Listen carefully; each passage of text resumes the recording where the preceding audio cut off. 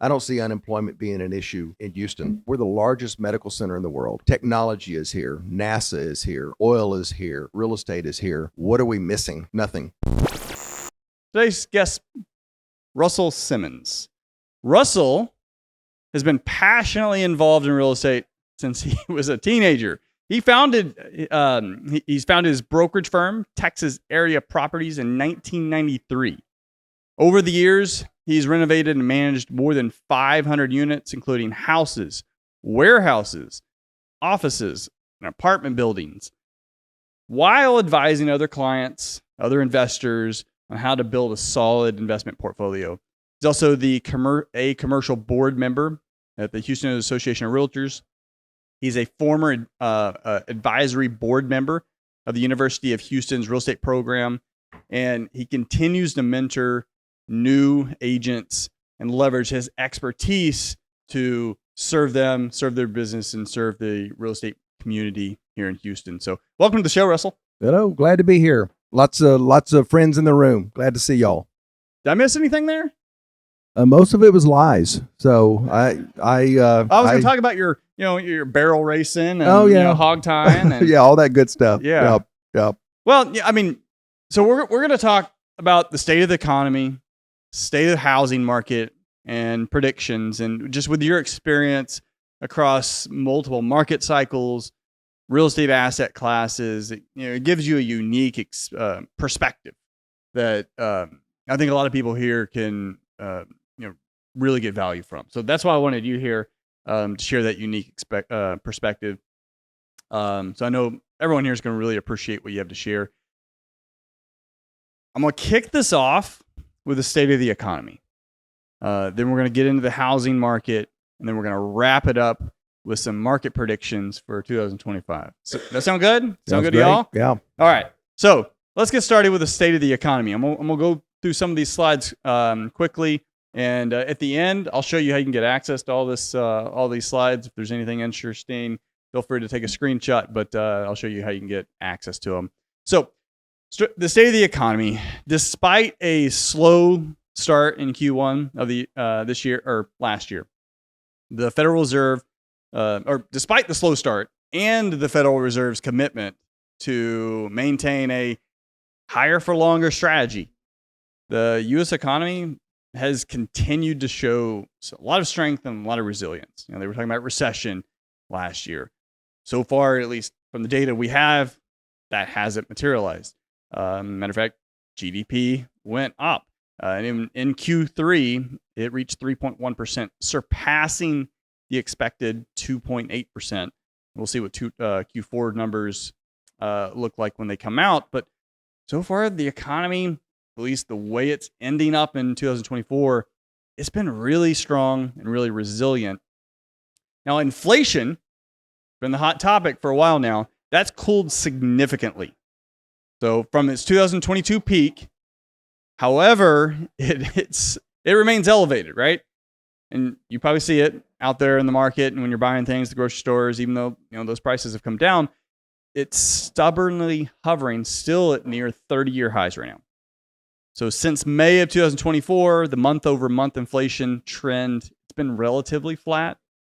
Last 2 months, there have been upticks. It's ticked back up slightly, still pretty much flat, but it's not the direction that the Fed really wants to see if they're going to consider future rate cuts, and which is why they've actually downplayed their rate cut expectations going into this year now. Unemployment remains at historically low, a low number. However, it has been gradually increasing over the last 24 months. So it's anything below 5%, by and large, is considered low unemployment. But it is ticking a little bit higher. It reached 4% for the first time in 5 years. If you exclude COVID, for the first time in 5 years, unemployment did breach 4% in May. And currently in November, it ended up at 4.2%. Wage growth. Wage growth has been, it's stabilized at 4% after retreating from the highs after all the COVID turbulence. And although this level of growth, it's still considered really strong, like 4% wage growth. That's considered strong. I'd imagine you talk to most people on the street, they don't feel very strong because they're still playing catch up with all the crazy inflation we had from the cost side. It's just not really making a dent, and it's probably going to take some time for that to really catch up. So homeowners, just households out there, they're still feeling that pinch. All right. Now, before we move into the state of the housing market, what are your thoughts on how the economy is currently and how it kind of wrapped up in 2024? Well, those of y'all that have heard me speak in the past, you see me up and moving and waving my hands and doing all sorts of stuff. So this is a little different for me. I can't really see y'all with this light here, and I'm wearing cheater glasses so I can see. So I'm out of my comfort zone, and I'm not an economist, but in real estate, we got to know a little bit about the economy. And we've come out of a little bit of a rough patch, but we still live in Houston, Texas, thank goodness. And I think 2025 is going to be a killer year for the economy, real estate and all other. Yeah, great year coming. All right. Let's move into the housing. You know a little bit about housing, right? Know a little bit about housing. You know, there's two markets that we're in.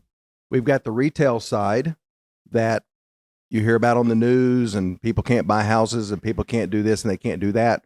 Well, they're not like us. We're investors. How many in the room own 5 houses or more, or 5 properties or more? Quite a few, right? So when you hear it on the news, it's the retail market. And the big issue in 2025 is going to be inventory. Is there going to be enough inventory for everybody to buy a house? I don't think so. And the builders are going to be building like crazy. I'll get some charts along that. Okay, let's talk. Check some of these out? Yeah, they're going to build and they're going to sell them all. That's my opinion. So new single-family residential housing permits and starts, they have gradually been on the decline since 2023. So there was a pretty big uptick after COVID and all the craze, and it's just been pretty much on the decline since 2023. A little bit of flatlining over the last several months, but although over the last, actually right at the end of the year, new permits for single family did tick up. We'll see what that really does and how that shakes out this year. But by and large, it's been pretty flat. Now, while single family has been on a slow decline, now kind of flattening out, multifamily, completely different story. They've taken a nosedive. You can see here. It's just, and this chart here compares single family in red, and you've got as far as starts, and then you have multifamily down below. It's just taking a complete nosedive. So housing construction, both single family and multifamily, it currently remains at lows that we haven't seen in 20 years. So think of the population today. 20 years ago, we were putting more houses on the market. Yeah. So I'm gonna show some local chat stats here in a minute, but this is national. Now, after a brief rebound, rent growth resumed its decline from 2022 highs, mainly driven by inflation, the delivery of historically high number of multifamily units. Now, single-family rent growth, though, it actually increased a little bit more, 2% in September of 2024, but that was the lowest rate growth in 4 years. So rent growth across the board, single-family and multifamily, it's been pretty low. Single-family rent growth slightly higher, but at least over the last 4 years, it's the lowest growth that we've seen. But if you look at multifamily, it's a little worse than that. And that's because multifamily has had a surge of inventory. We talked about the starts with multifamily. You saw the nosedive. Well, the reason for the nosedive is they were building a crap ton right before that. And all that inventory that has come online over the last 18 months, and there's still more coming online, that's put a lot of inventory out there to get absorbed. So rent growth for multifamily has been flat. It's kind of saying it best. It's barely above water. So in November, month over month rent fell by 0.4%. year over year, it increased by the same amount, 0.4%. So basically, it didn't change. And it's just going to take time for a lot of the inventory to get absorbed before we start seeing an uptick with multifamily. Now, regionally, the Midwest and Northeast saw stronger rent growth, while the South experienced a decline of 1.1%. And that's just because where was all the inventory being built? In the South, Texas, Florida. The West mainly remains pretty flat. So now, as new inventory is absorbed, multifamily rent should start to rebound in the second half of 2025. There's still more inventory coming on, much less than before, but still some coming on. It's just going to take time for that to get absorbed. Rates. The average 30-year fixed mortgage rate, it peaked at 7.79%. What was the low we had? Wasn't it like 2.6? 2.75? 2.35. 2.35? Yep. Yeah. 7.79%. October 2003. Then it fell. Things were looking really good. There was a lot of optimism in especially the single family market. It fell all the way to 6.08. Man, we were looking good. We were going to head into the fives. And so that was September of 24. And despite the Fed's 3 consecutive rate cuts, which was going to save the real estate market, in the latter half of 2024, mortgage rates did what? The opposite. They went up. And they now sit at 6.9%. The 10-year Treasuries had a little bit of a spike over the last 24, 48 hours. I wouldn't be surprised if when tomorrow they come out with the average again, if it tops 7, or if it does that soon.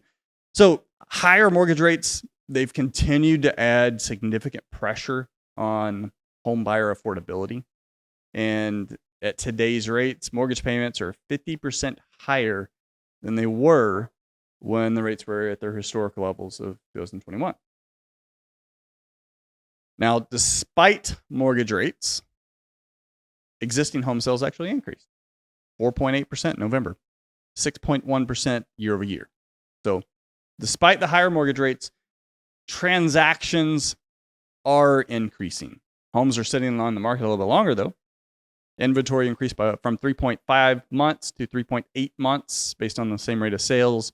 The median sales price, that housing crash that some people have been waiting for, increased 4.7% over that same period.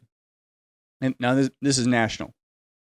One thing I want to highlight with these numbers, 4.8% or 6.1% year over year growth in existing home sales sounds like, it's positive. That's nice. But you also got to consider what you're comparing it to. 2023 was an abysmal year. It was pretty bad. So a single digit increase from those numbers, not really great. But hey, it's positive. We'll take it. Pending single family home sales rose by 2.2% in November. And that was the 4th consecutive month over month increase. Not bad. Regionally, the South led the way, 5.2% increase, while the Northeast experienced a 1.3% decline in pending home sales. Overall, pending home sales have grown by 6.9% year over year. That's steady momentum that we're seeing in the housing market despite higher mortgage rates. The good news for anyone out there that's in the single family, real estate agents, working with clients, flipping houses or whatever, homes are moving. They just have to look nice and be priced right. Moving into the greater Houston area, home sales increased by 6% year over year. Inventory increased from 3.5 months to 4.4 months, which is above the national average. We got more homes on the market here in Houston than the national average. But hey, if you want some light at the end of the tunnel, pending home sales increased by 22.2% in Houston. That's pretty good, right? That's a huge swing. The median sales price in Houston increased only 1.5%. So pretty much flat. All right. A lot of numbers throughout you. What are your thoughts on the housing market? Well, we've got the regular market, the retail market that you hear about, people buying their home to live in. And then we've got the off-market world that most of us in this room live in. The retail market is going to be challenging because of lack of inventory.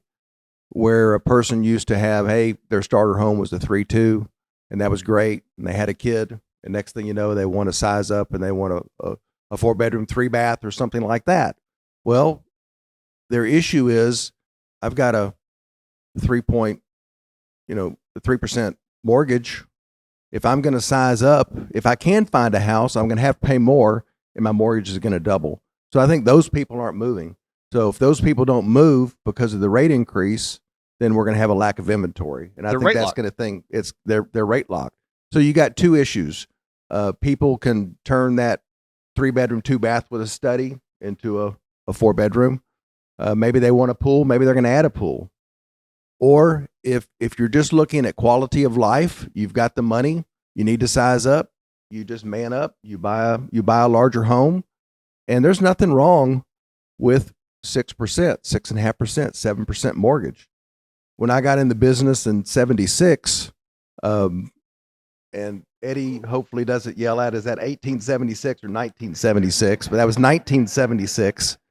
I did my first deal. And rates were in the teens. The highest I saw was 19%. So I don't get really upset or heartburn over 6 or 7%. So to me, that rate is the new normal. That's where we're going to be, and just get used to it. It's kind of been artificially low for way too long, and I don't think that was great for the economy.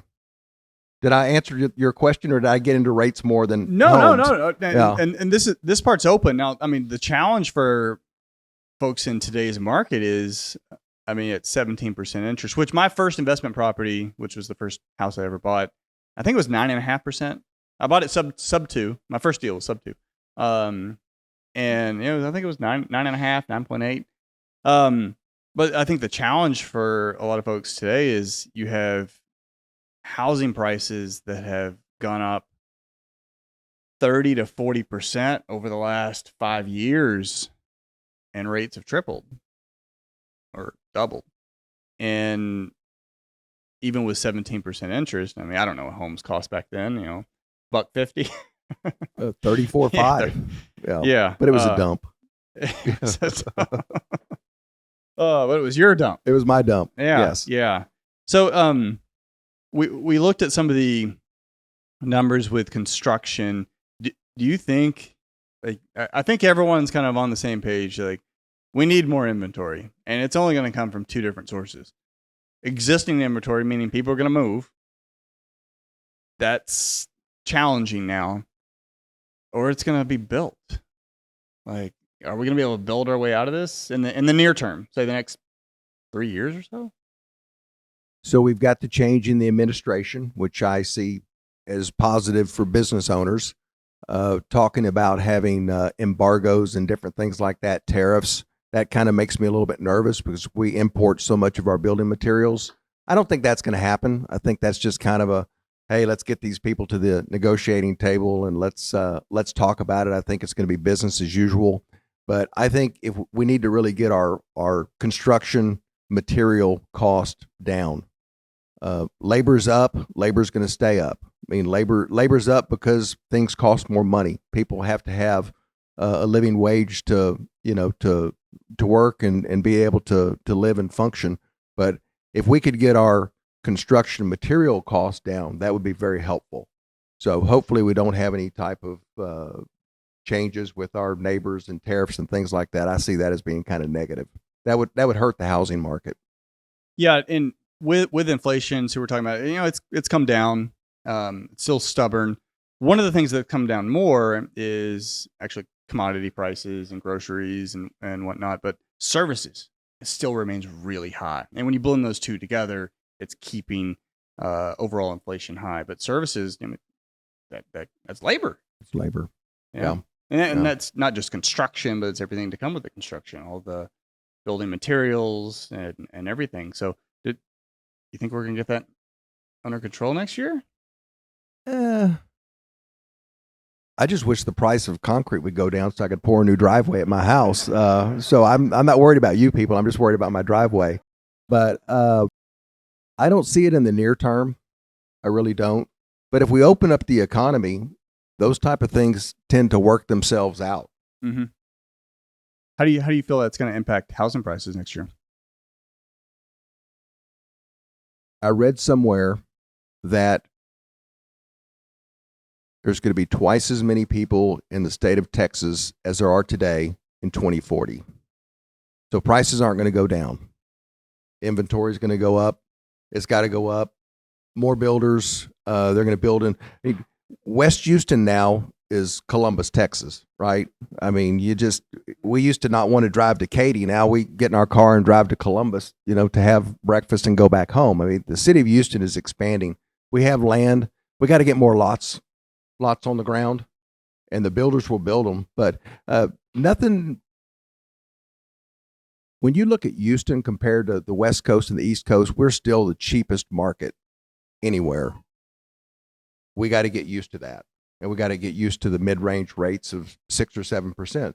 But it's expensive. It's expensive to live, but you got to have a house. So we're just going to have to do what we have to do to buy a house.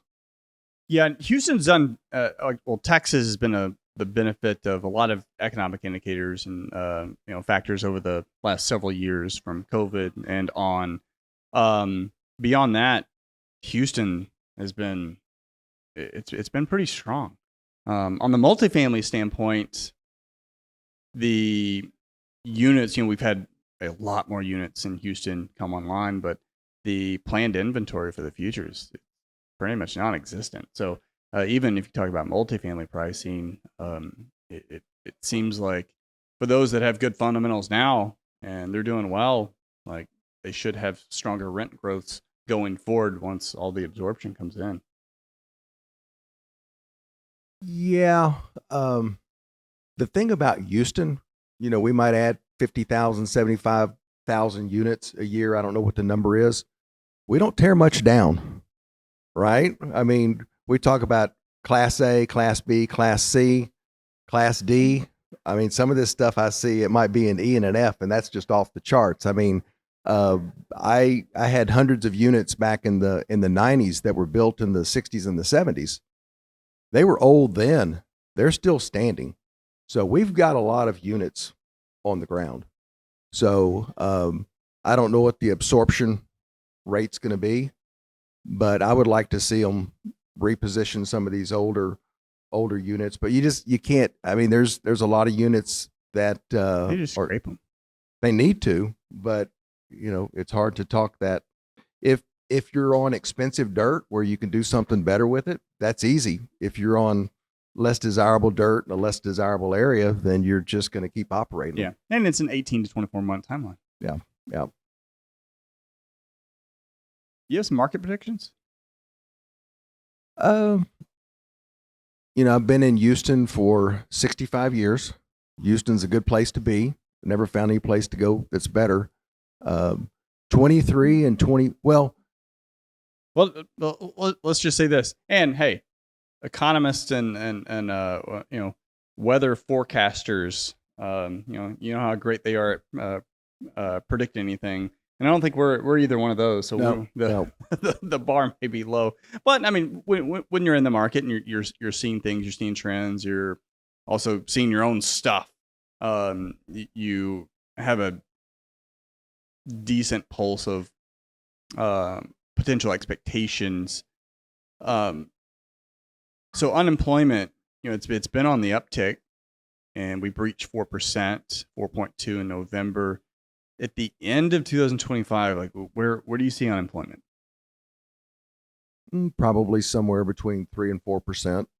They've started factoring people that have chosen not to work any longer into unemployment. I don't know. I think most of us are working longer because we're living longer. We want to stay in the workforce. I've always felt like if a person wanted a job, there's a job for them. So I don't see unemployment being an issue in Houston. And then if we have any type of programs where some of our workforce leaves the country, that's a bigger concern for me than unemployment. I mean, we need a workforce. You're referring to the Trump's plans the undocumented. Yeah. So, which, if that happens, and you can argue the merits of it. That aside, some stats I heard this morning, it's like it's about 30% of Houston. So if you took Texas nationally, merits aside, it's about 30% of Texas population. So if Houston is a mirror of that, that has an impact on everyone. Oh, most definitely. I mean, if I'm elected president, I'm just going to get rid of all the criminals, right? Everybody else can stay. So, I mean, we need a workforce. Yeah. No doubt about it. I think that would be very, very negative to the economy. I think, people talk about things that aren't really going to happen. I don't see I'm not going to lose any sleep over that, but I don't see unemployment being an issue in Houston. We're the largest medical center in the world. Technology is here. NASA is here. Oil is here. Real estate is here. What are we missing? Nothing. I mean, 5 of probably the top universities out of 20 in the country are in the state of Texas. I don't think we have any issues. And you asked me about the, what I thought about 2025. Let me back up just a little bit. 21 and 22 were the greatest years most of us have had in a long time. Still can't figure out how that happened during COVID. Just makes absolutely no sense to me, but things were booming. 23 and 24, I don't really know what happened. Things slowed down. I think consumers lost confidence. Inflation ticked up a little bit. Things got expensive. People pulled back. But what I see in 2025, if you're an investor, you only make money when you do something. So if you've been on the sidelines for 2 years, you hadn't made any money. Maybe you collected some rent, maybe you collected some note money, maybe you did a little bit of this and that, but we can't be on the sidelines. So I'm expecting 2025 to really boom. The fourth quarter of 24 was better than the first and through third quarters of 24 combined in my business. So I think it's just going to be a monster year. Looking forward to the economy really growing, and it's a time for us investors to pick up some properties. Yeah, I'm largely agree. I think at least nationally, Houston, I think will do better than the national average as far as unemployment. I imagine unemployment will probably kick up a little bit more if they're going to maintain their higher for longer. I don't know, 4.5%. It's kind of my shot in the dark there. What about inflation? How do you see that shaping up at the end of next year or end of this year? So if we're at 2 points, so the PCE, and that's what the Fed wants to get that down to 2. It's been stuck hovering slightly below 3. So we're at 2.8 in November. And how do you see that shaping up? Since I'm not an economist, and I kind of agree with the number that you're saying, if I get up in the morning and I can't afford an egg, I'm going to be very mad. And I think eggs are very expensive right now. We got the bird flu back now, right? Yeah, but hey, I like pulling up to the pump. Gasoline is cheap right now.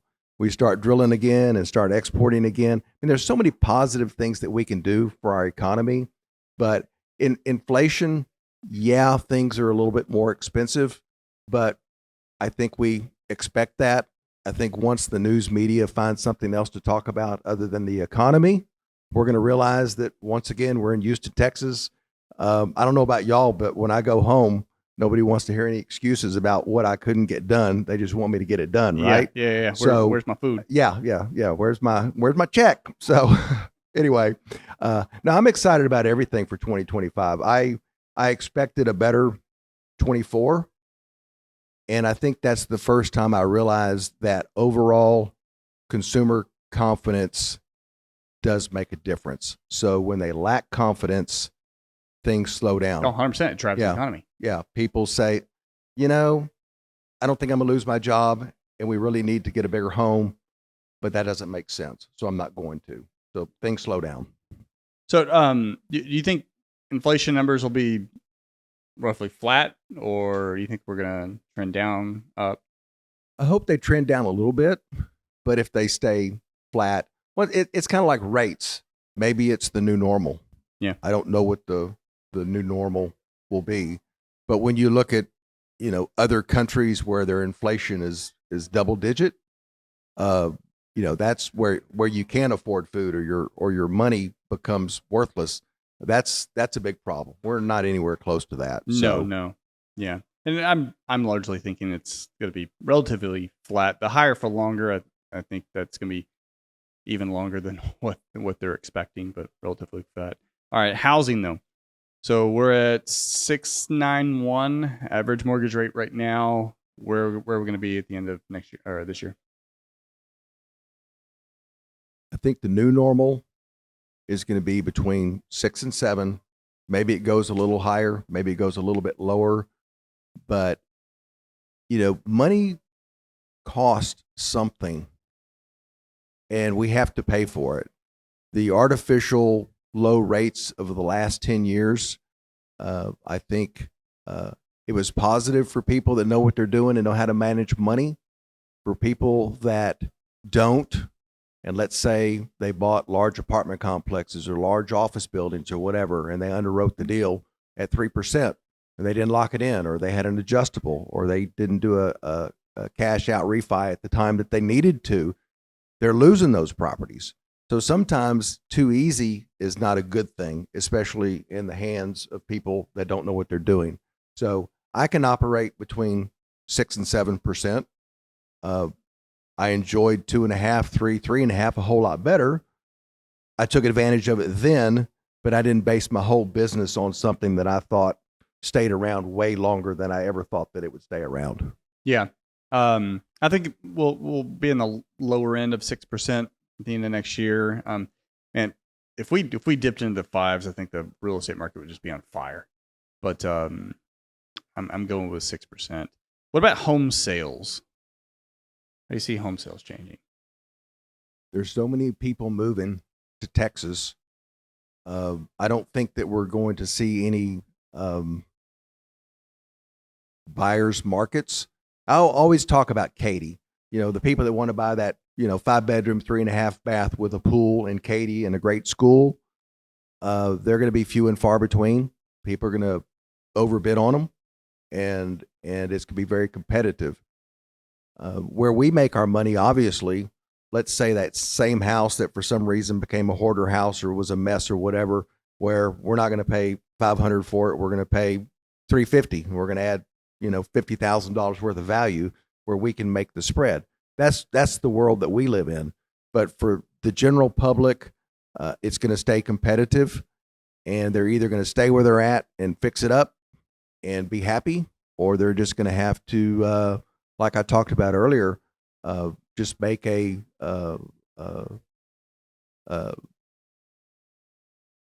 what's the word I'm looking for? I had it written down here somewhere. Well, just kind of a family decision that this is what we need. I'm going to have to pay the going rate to take care of my family. Yeah. I mean, make sacrifices. Yep. Yeah. So, as far as a percent, do you got a percent in mind? What do you think home sales? So we were roughly, I think we're 6.7 year over year last year.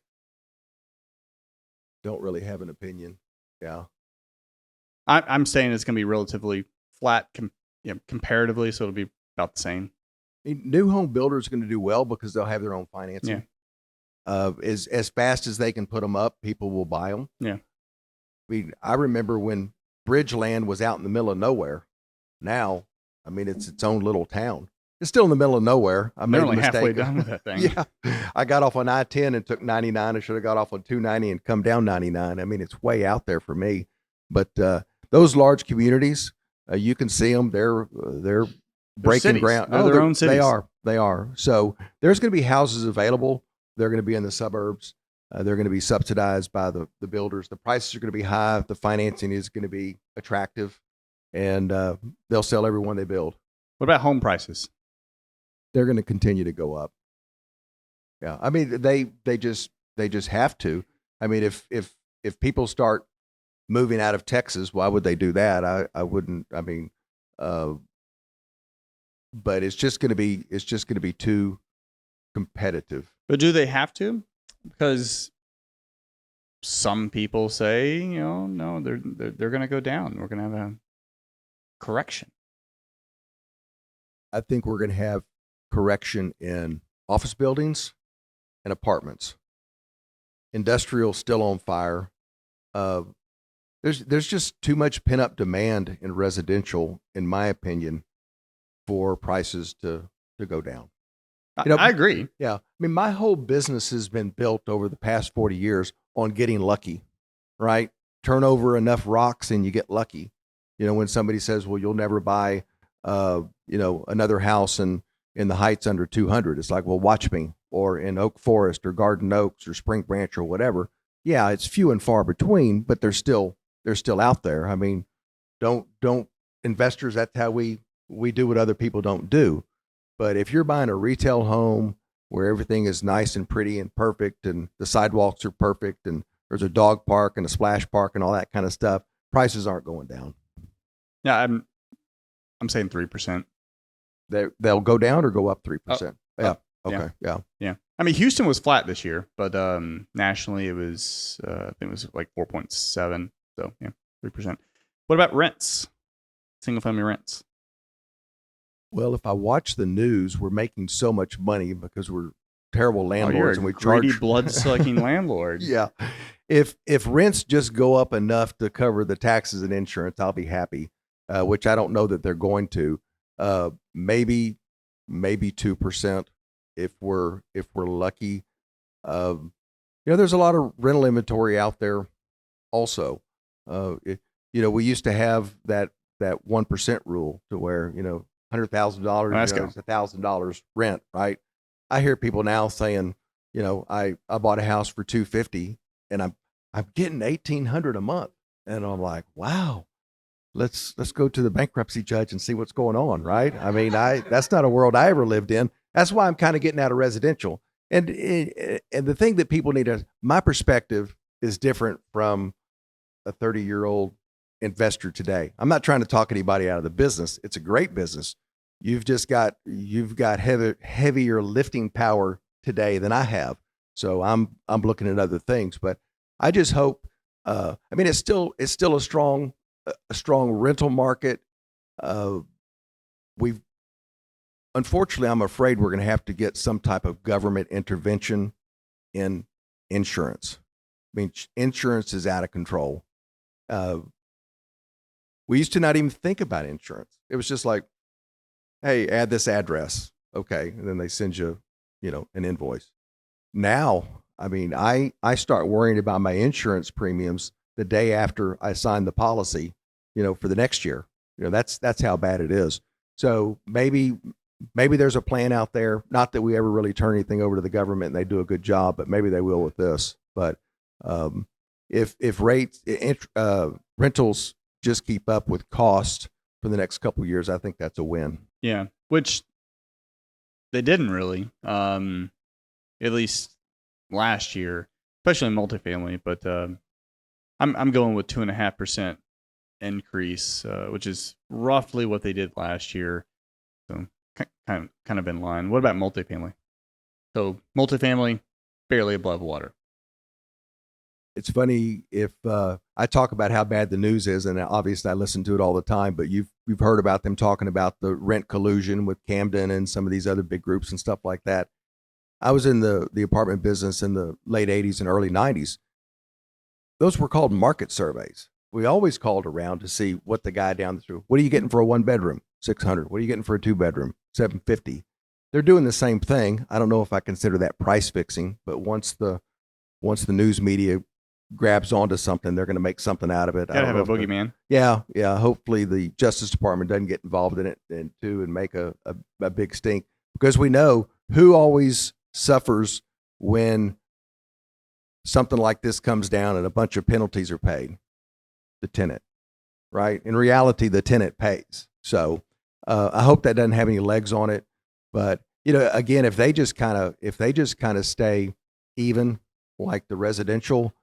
I think where their savings is going to be is trying to keep their costs down. Yeah. Although, so with insurance, you mentioned insurance, and I was talking with the event we were at last night. There have been some operators who have seen some reprieve on insurance. Just as cap rates have gone down, I guess that's trickled into both taxes and insurance for some of the larger buildings. So, well, these insurance companies, I would write that into my estimates, but over the years, as you learn more about insurance, it's about their risk, and so the insurance companies in Texas that have had the floods and the wind events and hurricanes that they've had to deal with, they're heading somewhere else. But the insurance companies, they're heavily invested in California. They're saying, gosh, we can go to Texas and we only have to worry about hurricanes and floods, as opposed to California where it's earthquakes and fires and earthquakes and flood. I mean, it's so they're going to spread their risk around. That's what they do. We're going to have some of our risk East Coast, some West Coast, some in Houston. So we see where they move around. I probably have not had an Allstate policy in 30 years. Now my home, I have Allstate. How did that happen? They had the best price. I don't know why they came back to the market. Yeah, they shift. On the personal side, I usually change about every 3 years. Yeah. But with there was a podcast I was listening to, and they had a lot of really good data on insurance, but really just came down to we're just building in higher risk areas. We're building in deserts that, I mean, it just burns down every so often. We're building right next to shores in a peninsula that is just a hurricane magnet. And we're building not just starter homes, we're building multi-million-dollar homes, communities. We're building in flood zones and fires and all this other stuff. And there's a cost to that. And, at some point, it's going to exceed the cost of what the homeowner can pay by the time you factor in taxes, mortgage, and something's got to give. Is insurance, is the government going to step in? I think if they do, it doesn't solve the problem. Actually, it makes it worse. But I mean, it keeps the gravy train rolling. I've got a single family investor that's got about 100 doors, mainly in Westbury. He's decided to be self-insured now. And it's like, if a tree crushes a house, my team's going to put it back together. And I don't know about y'all, but usually when we have damage, it's not catastrophic. You see that sometime. I live in Spring Branch, never had any issues. Y'all heard about the derecha that came through. So a pine tree about this big fell and crushed my truck and my wife's car, my garage, and my house. And it would have been worse if it hadn't fallen but caught an oak tree on the way down. So it was really a mess. The way I looked at it, it was just my turn, right? Things happen. The insurance company took care of me. But I hear a lot of smaller investors that say, I don't have any debt on 3 houses. I'm not going to carry insurance. Now they're going to have a blanket liability policy on everything, because that can get astronomical really quick. But as far as property casualty, I got 3 mortgages. I'll have insurance on those. I've got 3 houses without any debt. I'm going to go naked, as they call it. So just a business decision. Yeah, I don't know if I could get on board with that. All right, so multifamily rents. I'm going with, it's going to be heavily dependent on the micro MSA. But that being said, probably slightly less than 2%. But we're really not going to see much of that until the end of, or at least the second half of the year. Now, I didn't show any charts or anything on multifamily cap rates. There's been a lot. I mean, office has been kind of in the doghouse for a while. Doesn't seem like they really have much, I don't know if they're at the bottom or whatnot, but hadn't gotten better for them. As far as multifamily, there have been a lot of folks talk about, just like with single family, but more so in multifamily, it's just going to be a slaughter. We have all this CRE debt that's bubbling. All this debt's going to come due in 2024. It's going to be a bloodbath. Didn't happen. Same thing. I saw it on LinkedIn yesterday. Same thing. 2025. X billion dollars of debt coming due. It's going to be just a bloodbath. What do you think? Are we going to see cap rates fall, meaning values get better? Or is it going to be a bloodbath? Or do we just have too much rescue capital where it doesn't matter what happens, someone's just going to buy it? And to put that in perspective, multifamily has lost about 30% of value from its peak. It's down about 30%, and between 2008 to 2010, I think it fell about the same amount. So that's just a little perspective. But anyway, So you asked a lot of questions, so I'll kind of answer them and I'll get off Well, track. so And you can, the fundamental question there is what do you think is going to happen with multifamily values? okay. Well, cap rates on a class A are probably going to be maybe 4%, something like that. Probably on the B's and the C's, the less desirable, you might see something at a 10, but you're going to have to add a lot of value. And I think that's why a lot of these properties are going back. Chris and I talked about it last night at another event. A lot of people bought apartments in the last 3 to 5 years, and their special gift was raising money, not owning and operating apartment complexes. And those complexes are living, breathing organisms with people in them, and they need to be maintained, and they need to be marketed, and they need to be kept relatively safe. They didn't see that. It's just like, hey, we own this now. We're just going to reap all these benefits. And by the way, we underwrote it at 3%, which in 5 years is not going to be reality. So, and to just to add one thing to that, there's the other camp, and I think this is probably more, at least from my perspective, and I was warning them. They're actually good operators. They were just lousy underwriters, meaning they're getting loans at 3.5%, or bridge debt, but they're going to refinance and get these 4% agency debt or whatever, and they just assumed that was just we were just going to stay that low. Well, plus they paid too much. It was a very competitive market. I can afford to pay $500,000 more because my cost of funds is so low. Well, that's why we're seeing 30% discounts in what they're. Well, they went with bridge, so they can get a higher loan to value. Yeah, don't have to raise as much, higher rates, then rate caps capped out within a couple months with all the rate increases. I mean, if for those of you that have experience in multifamily or looking to get into it, if the market is ripe for somebody that has a skill set to run them. If I was 35 instead of 65, I'd be buying, a 200 apartment unit over here and a 250 over here, because I could pull that together. But it's a younger man's game. There's deals out there in apartments, but it's got to go back to common sense deals, not we raised enough money to take this off the street, even though we paid more than it's worth and we don't know what we're doing. And I'm not talking about all of them, but there was one group, I think it's called Apple's Way, that I think they've already had 7 complexes. There's like 4 of them in Houston, right? It was a package. I'm thinking there was more than, I thought they were all in Houston. I could be wrong.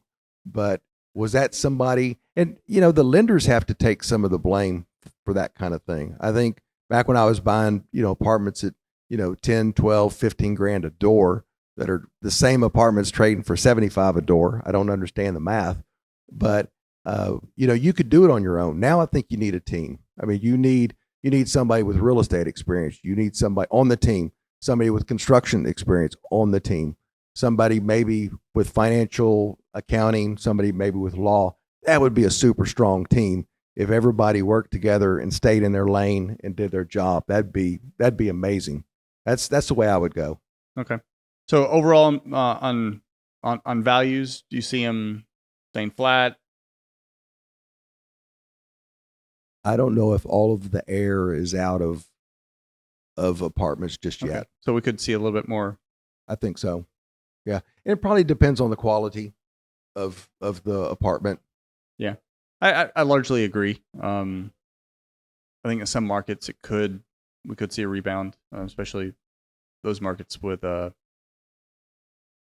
the inventories well absorbed, and there's no new units coming online. But I am seeing some strategic foreclosures come in where it's been foreclosed on, but the new operator's already in line and it's already pre-negotiated, and they're stepping in at 30% less the value of what it sold for like 2 years ago, after several $1 million in capex has already been in. So for those good operators that have those connections and they have the capital to fund it, they're stepping into some pretty unique opportunities that may, you never know, may end up being a very good deal over the next 3 to 5 years. most of all of our great deals over the years, I'm not talking just about myself, but everybody, is you're solving somebody else's problem, right? You're assuming a problem and you're making it better, and you're getting paid to do it. And it's funny you mentioned that, because at flipping 200 houses or so, our best deals were always from lousy landlords. Yeah. And it was usually from landlords that were reluctant landlords, meaning they couldn't sell their house, so they rented it out and they moved, or they inherited a rental house and they just never checked up on it. So, but those were our best deals. I mean, kind of the same thing here with multifamily. All right. Any final thoughts on overall economy, housing? It's going to be good. We have to pick and choose our battles. We have to be good operators. We have to maintain our properties. Insurance companies now think they own them when they write a policy and then they come out and tell you to, fix the foundation and do the roof and cut down 6 trees and all sorts of stuff. And it's like, hey, I'm the owner, you're not. But it's always good to be a good operator, whether it's rental houses or multifamily or office. Try to be a good operator. But I'm as excited as I've been in a while about Houston and what we can do. I've kind of been selling a lot of my inventory and moving some of the money into country property, which I really like. And I make bold statements and say things like, I'll never own a house again, a rental house once I sell them all, or I'll never own another this, or I'll never own another that. But when you come around and there's a good deal, low hanging fruit, you just got to pick it up. There's a chance to make the spread. So we just have to stay active. We're a more resilient group than the regular person on the street. And the difference between that retail buyer and people in this room is we're willing to sacrifice to make it happen. I mean, y'all could be at home watching, Everybody Loves Raymond, right? But you're out listening to people talk about real estate and meeting people and seeing how they can help. So keep doing that, and we'll all be successful. Yeah, I think overall the fundamentals of the residential real estate market, it's strong. It's been strong. It's just that we have challenges with inventory and with debt. And if you can navigate those challenges and you have a unique strategy, then that's where you can make very good opportunities. The great thing about house flipping is you can do that in any market, because you just have to buy it at the right price. You can technically do the BRRRR strategy in rentals too. You just have to buy it even cheaper if you want the thing to cash flow. Or like that 1% rule you were talking on, how that deal doesn't work. Another way, you just do deals like that. Buy it subject to existing financing. You do owner's financing if they have it paid in full. And you may have to be a little bit creative, but that's what real estate is, finding creative solutions for someone else's problem. And if you can do that, you may have to be a little bit more diligent, kick over a few more rocks. But there are deals. I'm actually more excited about this year than last year, especially on the multifamily side. But I've seen an increase in deal flow into my single family house buying website. I got just setting this event up. We got another deal in Katy that came through the website. So we got one in Sugar Land a couple days ago. So I'm seeing an increase. I've also seen on MLS pulling comps for the Sugar Land deal. I saw or maybe it was another one. I saw a house that was it was on the market not too long.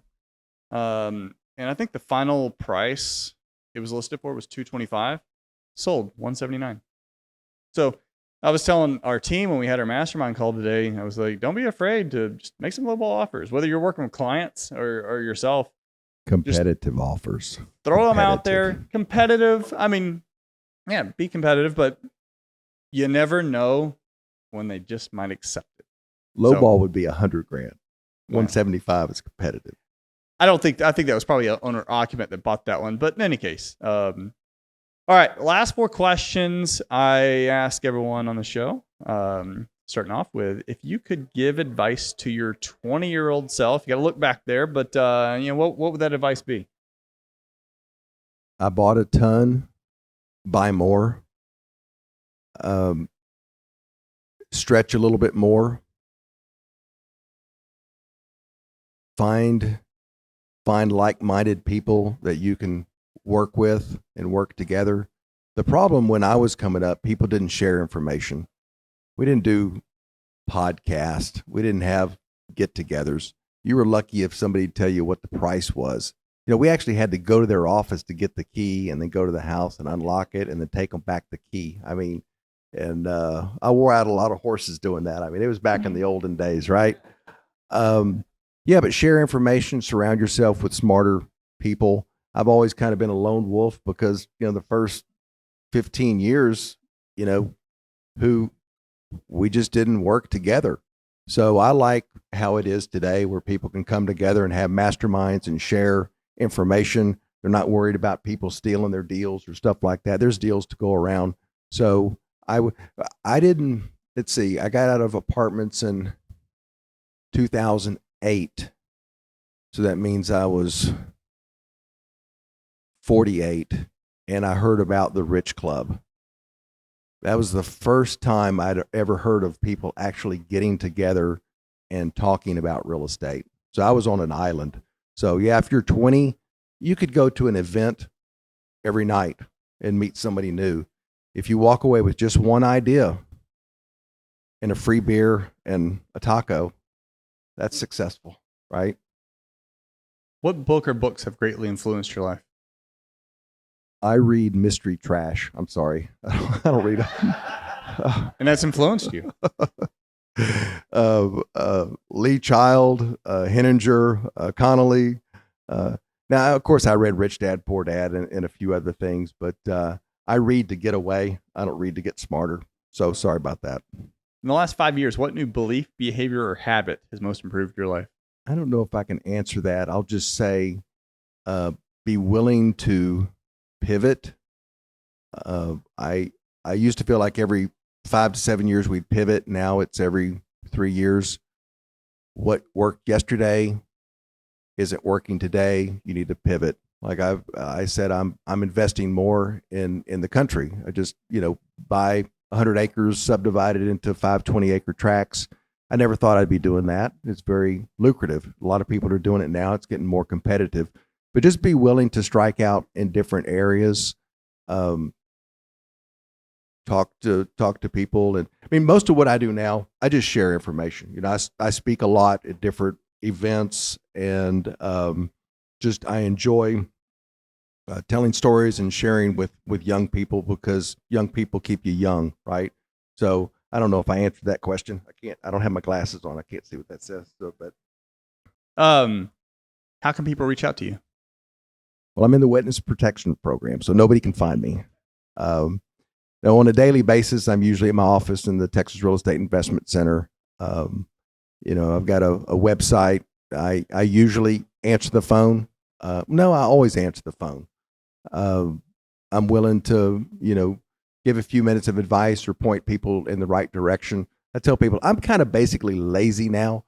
So if somebody says, "Hey, I want you to be my broker," it's like, why don't you let Ben Deal be your broker? Why don't you loan me some money? It's like, why don't you let Eddie loan you some money? So I've got a lazy streak I'm working through right now, but I'm available.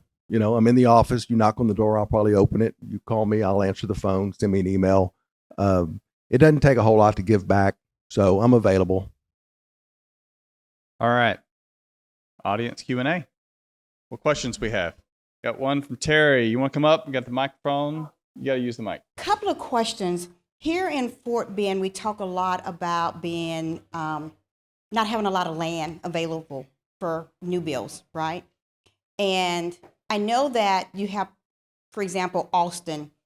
There's not a lot going on within the city, but there's a lot going on the outskirts of Austin, which means that people have to drive an hour to get into work, right?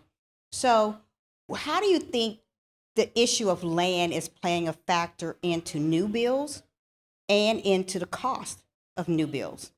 So regarding inventory and regarding cost. And then my second question is, we've gone through a lot of foreclosures and more to come in commercial. And so how is that going to impact the cost of rents and sales regarding multifamily units? Well, I don't know if I've seen as many. When I think of commercial, I think office buildings, and industrial is warehouses, and then multifamily is multifamily. I haven't really seen the commercial foreclosures that I would be interested in. I mean, the offices that I've always owned, 10,000, 20,000, 30,000 square feet, so smaller. The buildings that are going into foreclosure were built in 1980. They got asbestos in them. They're, 1 million square feet, and they're vacant. Somebody bought them, couldn't lease them up because there's competition down the street. I'd like to see some of those go away. Hopefully they're on good dirt, where it's expensive dirt, where they can rebuild and it's a good location. Apartments they're gonna land on their feet. I mean, people need a place to live. I don't see that as being an issue. It's a correction that was needed because of cheap money, and but apartments will rebound. As far as land goes, I've always lived kind of in close, so I haven't really had to commute. Driving an hour from some place to work sounds awful. I know people do that, but then they also have, a lot of people are working from home now, which is positive. But we're hearing rumblings from the big corporations. They want people to come back to work 5 days a week. Maybe it's going to be where they come back 3 days a week and work from home too.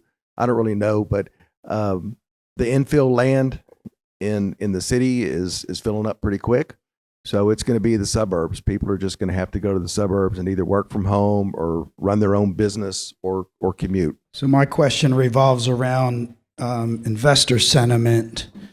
If I heard everything that you said, I'll highlight it in a negative way. Housing prices are up, interest rates are up, insurance is up, rents are down, all that kind of stuff. Where's the yield? So as investors in the room, should our expectation change or should it stay the same? That's my question. If you're willing to do the heavy lifting, there's properties out there that you can buy inexpensively and add value and have a better yield. I'm just not willing to do what I used to do. I remember, way back when I bought a house in a garage apartment, and I was probably early 20s, and a family moved in. Dad was probably 50, mom didn't work, 2 teenage girls and a son. Dad immediately died of a heart attack. The son went to work at a little quick stop, was shot in the stomach in a robbery, and one of the twin girls got pregnant. And then the guy up in the garage apartment was beating his wife. And I said, wow. I don't even remember the outcome other than I survived, but I knew then I didn't want to go back to that, right? I mean, real estate is hard. As far as where does an investor go, if you want to make a 7 or 8% return on your money and do nothing, you loan it to, Jet Lending and let them put it to work. If you want to put your own money on the street, you can make a little bit more. I've been buying some notes where, people developed a lot of things or built a lot of houses and they needed some quick money, and I can get a 16% yield. So there's different places out there to make a higher yield. It's just, where do you want to spend your time at the stage that you're at? I mean, if I was 30, I'd probably go back and buy houses and garage apartments and hopefully not have as bad luck as I had on that one. But, it's a tough business. It's an easy business, but it's a lucrative business. I mean, the reason I try to encourage people to be in real estate is because real estate's been so good to me. I got a lot of friends in this room that real estate's been very good to them also. So we just got to stay the course. There's good days and there's bad days, but once again, hey, we're in Houston, Texas. It just doesn't get any better than that. I heard a presentation recently that the developers said they wanted, like 2-3 years ago, they're looking for 12s and 14s on their money when they develop. And they just came out and said that they're looking for 6 and 8s now. And I thought, to your point, man, that ain't worth the lift to me. Yeah. I'd rather lend my money out at 6 or 8% than to bust my ass and get 6 or 8 versus 12s or 14s. So does that mean that people are out there thinking differently, is really what my question is? Or are they just willing to work harder for less money? I think there's times in our career that we have to work a little bit harder for less money. You know, when you're growing up, you think, oh, I made 100,000 that year, so that means I'll make 110,000, then I'll make 120,000, then I'll make 150,000, and then all of a sudden you make 90. It's like, wow, where did that come from? Oh, I had a bad year. But, you know, I know people out there that will pay you a 20% return, but they're in prison now. So, you know, you have to be careful where what you this is a business where you really need to, if it doesn't sound right, if it doesn't smell right, it ain't right. You know, some people, they talk above my head. If I don't understand it, I don't do it. I got to understand it. Our business is pretty simple, really. But, at this stage of the game, I still have a lot of real estate, but I'm leaning more towards financial, supporting good operators doing things that they're good at that I don't want to do anymore. Yeah, I think, and especially in this market, it just comes down to fundamentals. So, are you willing to take the risk for 6 to 8%? And if history has told us anything, like when you have industry expected returns, and when you're willing to compress that to a point, there's a breaking point, and it usually ends up in like bankruptcies and bubbles and things like that. I like Warren Buffett's advice and his temperament to that. He's just willing to wait. Like, how many billions is he sitting on cash right now? He's just willing to sit there and wait for the right opportunity. And when that happens, he's got a boatload of cash, and he's going to make a crap ton of money because no one else has any money because they were willing to go in at the 6 and 8%. They're out. And then the ones that are surviving are broke. And then he's going to go and pick his winners and be like, hey, you need some money. All right, I'll take 30%. Maybe somewhat similar here where, yeah, if you can't, you just got to figure out where you can add value. And the one operator here locally in Houston, I've grown to respect them because they didn't do any deals between 2021 to 23. No deals. Yeah. So when plenty of other people are doing crazy amount of deals, and then there were certain outfits that they were doing deals because that's just how they make money.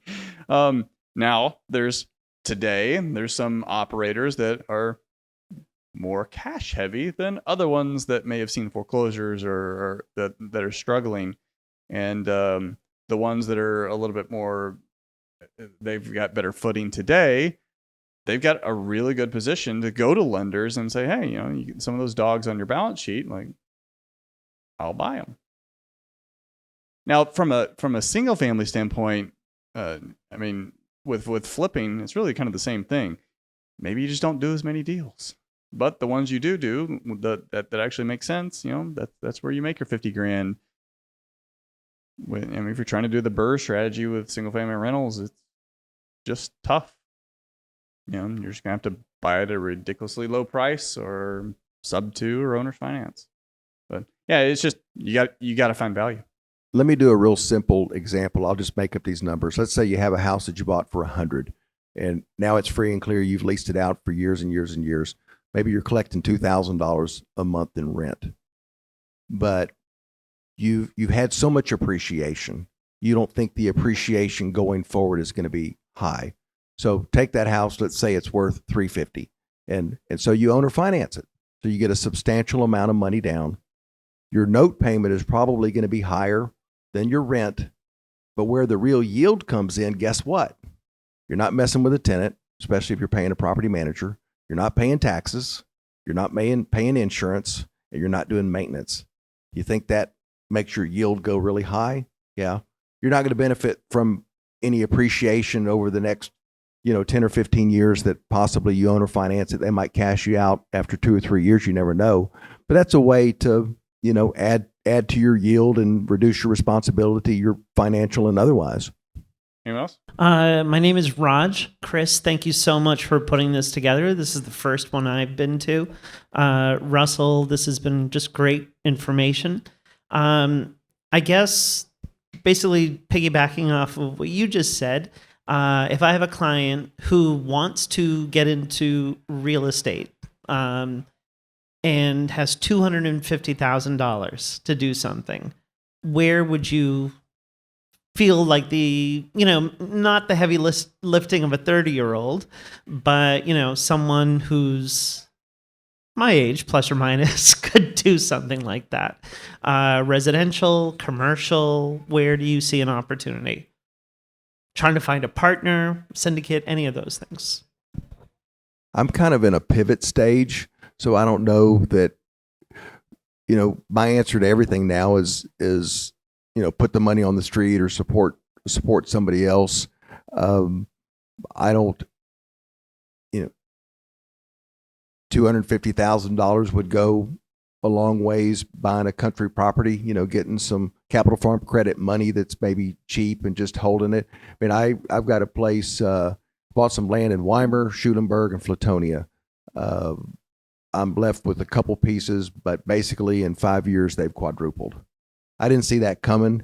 I don't know if I've said it yet tonight, but the best thing about real estate is when you get lucky, and sometimes you get lucky, something just blows up, but you have to be in the game to get lucky. That's why you're always adding inventory or doing something. But to answer your question, where a person would put $250,000 today, maybe starting at your stage, Chris, have you got? Yeah. So I use my first reply to that is like, what do you want to do? Like, if you want to be active and you want to be in the trenches just because you think doing a flip would be fun, that's a different answer, because that's going to require marketing. Like, you're going to have to go talk to a whole bunch of realtors, wholesalers, or set up some type of direct mail, door knocking, some type of campaign to get out there and find the good deals. And if you want a really good deal, it's going to be on the direct marketing side. If you want to kick over more rocks or get a slightly less good of a deal, wholesalers, other agents, you may be able to go that route. If you want to be on the passive side, and we could throw rental properties as quasi-passive. It's not truly passive, but it can be. It's definitely more passive than the flips. I mean, that's different, but you're going to have to put 40% down for it to cash flow on the low end of the market. Like, if you're talking about, premium properties, that's different, but 250,000, on the lower end, you're just going to put a huge down payment. And what's your return there? Is that even worth it? Now, if it's, and I see that you've seen, I know you've seen this as a real estate agent, there's plenty of people, they'll pay all cash, $300,000 property just because they've got the cash and they don't care, and they're going to own it for 20 years, and it's probably going to be in the family, and their kids are going to inherit it, and it's just more of a wealth preservation play for them. That's okay. But if you're actually trying to grow your wealth and not more of just a wealth preservation play, then you may have to consider a different strategy. Now, you could go into passive on the syndication and fund side. My answer there would be go talk to a whole bunch of people. Fund managers, syndicators, don't invest with any of them, but get their deals, get their perspectives, look at them, analyze them, see what other stuff they were doing. Don't invest yet. See their next one, ask how their previous one was going on. And once you get comfortable where you understand that market as well as they do, then you might be able to be in a good position to invest in those, because those are passive, because you're just a LP. Getting that knowledge and understanding it. Yeah, and this is a whole course, but yeah, as a limited investor into a syndication or a fund. So some operators got a multifamily property they need to raise $10 million for, and so they're going to go out to all these people. You got 50, you got 250, and they're going to pull it together. But they're going to have a prospectus that they're going to give you. Yeah, you're going to need to know what that looks like, and not necessarily trust but verify. And there's a lot of really good looking, not physically, but just seemingly well-branded companies that behind the curtains are struggling. Some, maybe it's not their fault. Maybe they did everything they could have done, and the market just got caught them. Maybe some of them are just bad at what they do. As an LP, doesn't matter to you, right? You just need to know those things. and it like just like single family, analyze a deal a day. Go analyze a whole bunch of multifamily deals. So yeah, do you want to be active? Do you want to be passive? Look at those options, start understanding them, learn, then start dipping your toe in, and then you can finally execute. And don't forget about private money lending, even to people like Jet Lending Yeah, and so- Noble and so forth. Yeah. And so on the passive side, I view that also as quasi passive. I mean, you're not in the this was my pitch when we did the event at Rudy's. I know you went to Rudy's, and I don't know Eddie, and so I would always say, if you want to outsource the running into flea infested homes and knocking on doors and worrying about squatters in the house, outsource it to me. Loan me your money. I'll go flip the house and I'll get those deals for you. So yeah, you can do that. Just like a syndication, you're gonna have to understand their deal and their fundamentals. But once you loan the money and you understand that they're gonna do all the work, they're gonna pay you back.